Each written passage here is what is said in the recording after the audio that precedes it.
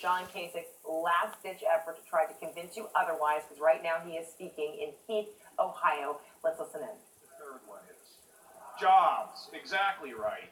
And so I've spent my whole political career thinking about how to create an environment for job growth. Senator Portman talked about these numbers.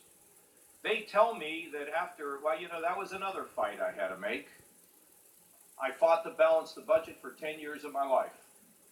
And I fought the establishment in Washington who really weren't interested in change. If you don't have change in business, you die. If you don't have change in government, the debt clock rings up. And I always knew that there were two elements to this. One is the $58,000 per kid, which our children are going to have to pay.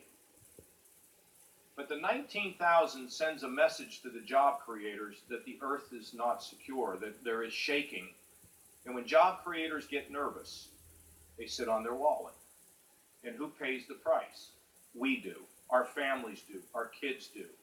Particularly small businesses, because they're the ones that employ most of the people and do jobs in this country.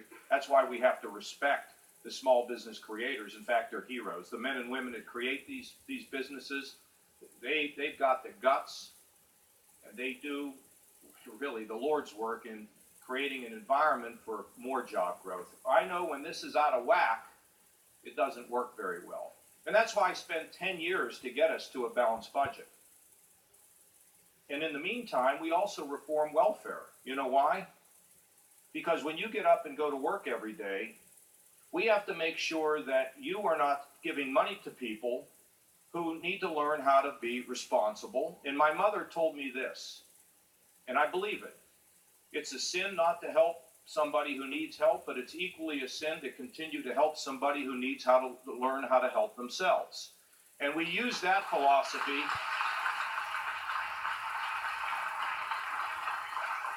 to reform welfare, which President Clinton wasn't too thrilled about. You know, Bill Clinton, he's a guy that if he sees a riot coming at him, he'll get in front of it and call it a parade. But we finally got to the balanced budget. And I'll tell you what happened.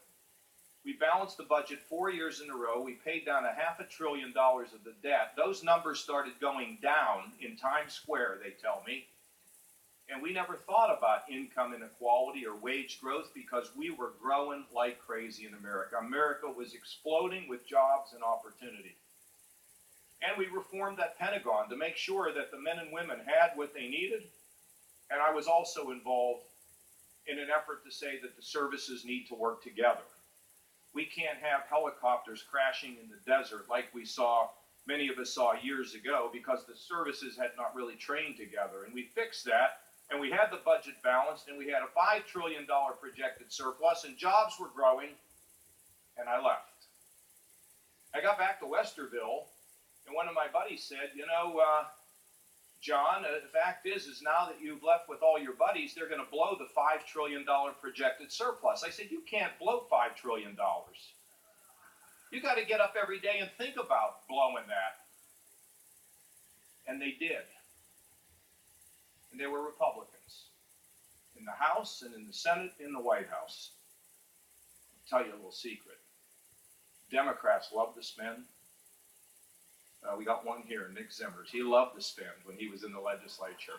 But let me tell you something about Republicans. They love to spend too. They just feel guilty when they do it, okay? Ohio Governor John Kasich there.